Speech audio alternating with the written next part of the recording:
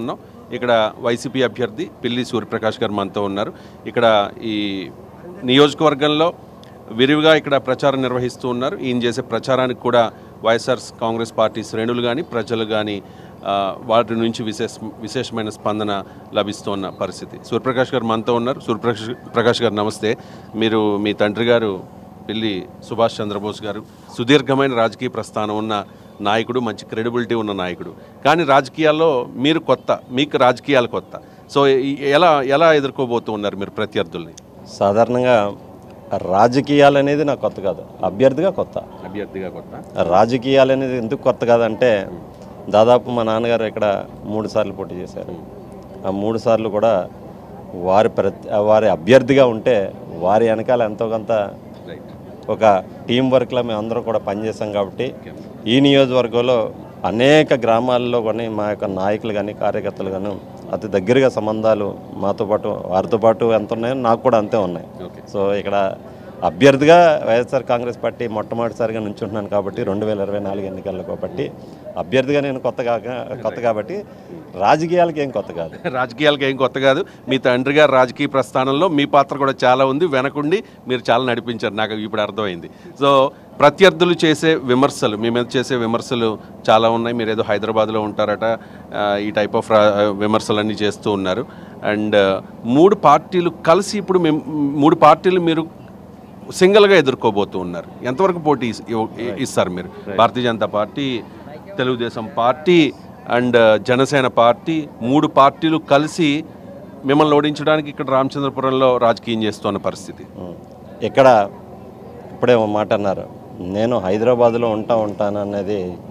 Yes, నేను 15 సంవత్సరాలు ఒక పక్కన ఒక ఉద్యోగం చేస్తూ ఒక ఐటీ ఎంప్లాయీగా దాదాపు 4 కంపెనీల్లో ఉద్యోగం చేసిన తర్వాత ఒక పక్కన నేను ఉద్యోగ ధర్మం నిర్వహిస్తూ ఒక పక్కన రాజకీయాల్లో మా నాన్నగారికి చేదుడు వాదుడుగా గత 15 సంవత్సరాల నుంచి నేను ఇక్కడ ఈ నియోజకవర్గంలో సుదీర్ఘంగా అనేక గ్రామాల్లో పర్యటిస్తూ నా 3-4 ఎన్నికలు నేను ఇక్కడ వారి తరపున నేను ప్రచారంలో కానీ ఇక్కడ ఏ కష్టం వచ్చినా గ్రామస్తులు కానీ నియోజకవర్గ కార్యకర్తలు కానీ ఏ కష్టం వచ్చినా వెనకుండి నేను నడిపించాను.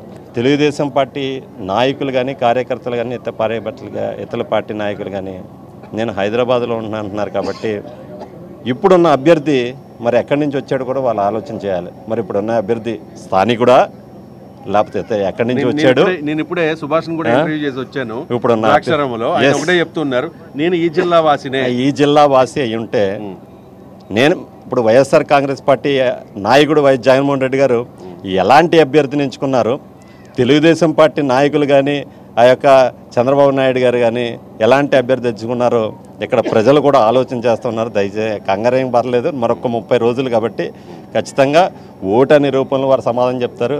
ఎందుకంటే ఆ అభ్యర్థి ఎలాంటోడో తెలుసు, నేను ఎలాంటోడో తెలుసు. నేను ఈ నియోజకవర్గంలో నేను బలంగా ప్రజలకు ఒకటే చెప్తున్నా, గత 30-40 సంవత్సరాల నుంచి నియోజకవర్గంలో రాజకీయాలుగా చేసిన కుటుంబం పిల్లి సుభాష్ చంద్రబోస్ గారి కుటుంబం. వారి వెనకాల నేను రాజకీయాల్లో పక్కన ఉంటున్నా సరే ఏ ఒక్కరోజు కూడా ఏ సందర్భంలో కూడా ఎక్కడ కూడా ఏ ఒక్కరిని ఇబ్బంది పెట్టిన సందర్భాలు కానీ దాఖలాలు కానీ కేవలం పని నిమిత్తం మా దగ్గరికి వస్తే తప్ప పనిచేసిన సందర్భాలు ఉన్నాయి తప్ప ఏ ఒక్కరిని ఇబ్బంది పెట్టిన సందర్భాలు ఎక్కడా లేవు.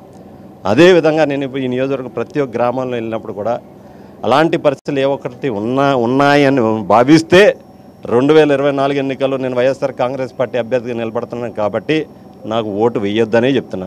లేని పక్షంలో ఏ ఒక్కరిని ఇబ్బంది పెట్టలేదు అనే పక్షంలో వైఎస్ఆర్ కాంగ్రెస్ పార్టీ అభ్యర్థిగా నిలబడుతున్నాను కాబట్టి నన్ను ఆదరించండి. వైఎస్ఆర్ కాంగ్రెస్ పార్టీ తరఫున ఫ్యాన్ గుర్తుపై ఓటు వేసి నన్ను ఆశీర్వదించండి అనే కోరుతున్నా. అదేవిధంగా మరి అవతల పార్టీ అభ్యర్థి కూడా ఒకసారి ఆలోచన చేయాలి.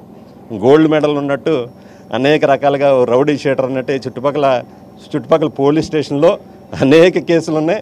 నేను చెప్పక్కర్లేదు, మీడియా ప్రెస్గా మీరు ఉన్నారు కాబట్టి మీకే ఆ సమాచారం దొరుకుతుంది. అంటే వాళ్ళ అభిమానుల్ని వాళ్ళ అనుచరుల్ని రక్షించుకునే ప్రయత్నంలో ఒక్కొక్కసారి రౌడీజం చేయాల్సి ఉంటుంది కాబట్టి రౌడీ షీట్ పెట్టచ్చు, దాంతోపాటుగా కక్షపూరితంగా కూడా కొన్ని కేసులు పెట్టచ్చు అనేది ఆయన చెప్తున్నమాట.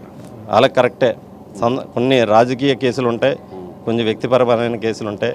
ఒకసారి వ్యక్తి యొక్క కేసుల లిస్ట్ కూడా తెప్పించి ఒకసారి ప్రజలకి మీరే మీ మీడియా ద్వారానే చూపిస్తే బాగుంటుంది. ఏ కేసులు పర్సనల్ ఏమున్నాయి, రాజకీయ కేసులు ఏమున్నాయి అని ఒకసారి చూపించండి. అలాగే నా మీద ఏమున్నాయి కూడా చూపించండి. కేవలం అతని మీదే చూపించేది అంటలే, నా మీద ఏమున్నాయి కూడా చూపించాలి. కాబట్టి నా మీద ఏమన్నా ఉన్నాయా, అవతల వ్యక్తి మీద ఎన్ని ఉన్నాయి చూపించిన తర్వాతే మీకు ఏ ప్రజలు డిసైడ్ చేసుకుంటారు. 30 రోజులు కాబట్టి కేసులు ఒకటే క్రైటీరియా కాదు కదా. అండ్ ఇంకొకటి, ఎవరు ప్రజల కోసం పనిచేస్తారు, ఈ నియోజకవర్గం అభివృద్ధి కోసం ఎవరు పాటుపడతారు అన్నది ఇంపార్టెంట్ కదా. ప్రజలు ఎవరిని చూస్ చేసుకుంటారంటే నేను అదే చెప్తున్నా. ఇక్కడ సాధారణంగా ఓటు వేసే ముందు ప్రజలు 2 విషయాలు గమనించాలి. రాష్ట్రంలో మనకి గడిచిన 5 సంవత్సరాల ప్రభుత్వ పరిపాలన ఏ విధంగా సాగింది అనేది ప్రజలు ఒకసారి ఆలోచన చేస్తే, రామచంద్రపురం నియోజకవర్గంలో మనకి నిలబడే అభ్యర్థులు ఎవరు అని ఈ 2 ఆలోచన చేసిన తర్వాత ప్రజలు నిర్ణయానికి వస్తారు. మనం ఏం చెప్పినా ప్రజలు అది వింటారనే అంటలేదు. మేమేం చెప్పాం, గడిచిన 5 సంవత్సరాల్లో ఈ రాష్ట్రంలో అమలు చేస్తున్నటువంటి సంక్షేమ పథకాలని మరొకసారి ప్రజల్లోకి తీసుకువెళ్తున్నాం. ఒకటైతే, 2 ఈ నియోజకవర్గంలో గతంలో పిల్లి సుభాష్ చంద్రబోస్ గారు ఏ విధంగా అభివృద్ధి కార్యక్రమాలు కానీ ఏ విధంగా చేశారు అది ఒకటి.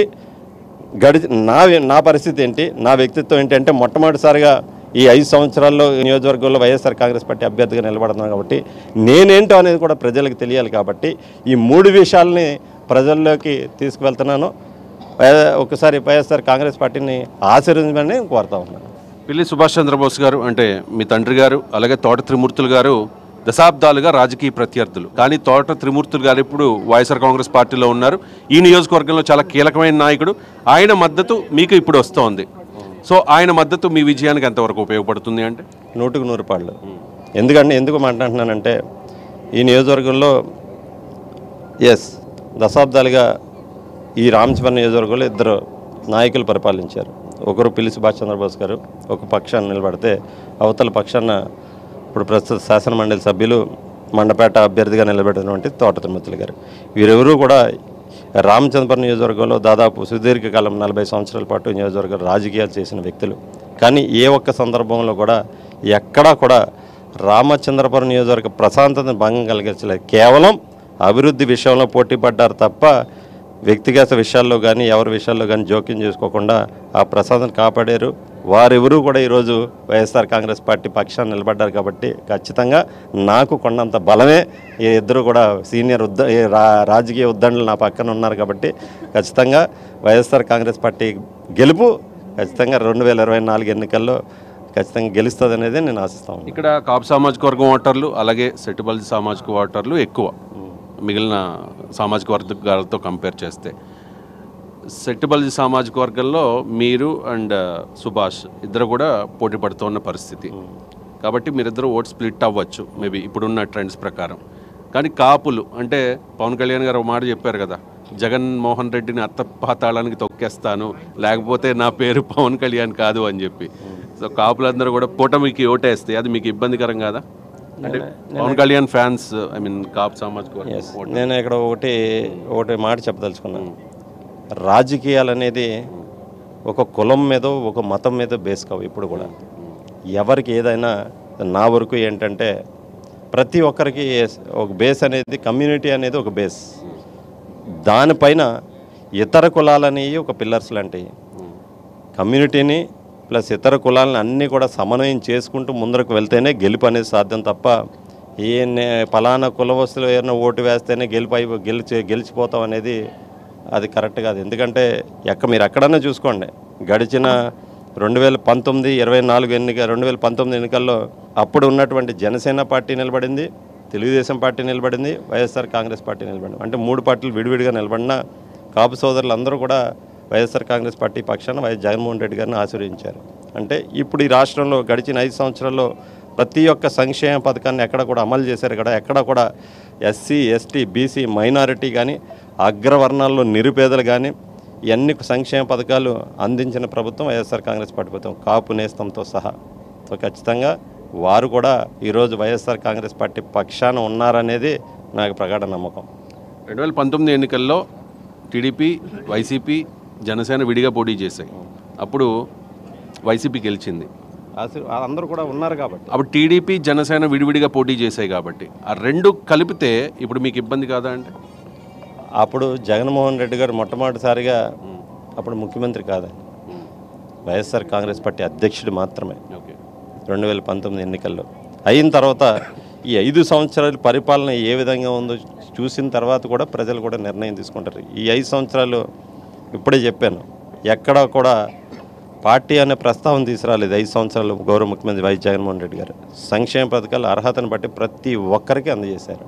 ఖచ్చితంగా ఈ యొక్క సంక్షేమ పథకాలు మమ్మల్ని కాపాడతాయనే ప్రగాఢ నమ్మకం ఉంది కాబట్టి ఖచ్చితంగా అన్ని కులాల వాళ్ళు, అన్ని మతాల వాళ్ళు వైఎస్ఆర్ కాంగ్రెస్ పార్టీని ఆశీర్వదిస్తారని నమ్మకం నాకు.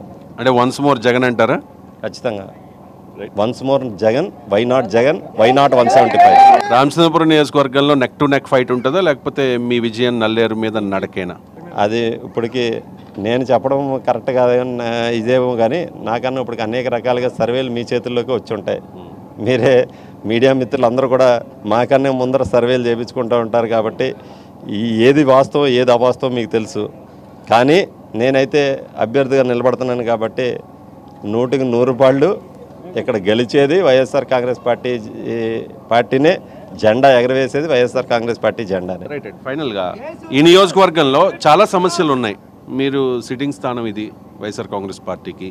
మీరు కాజులూరు మండలంలో తాగునీటి సమస్య ఉంది.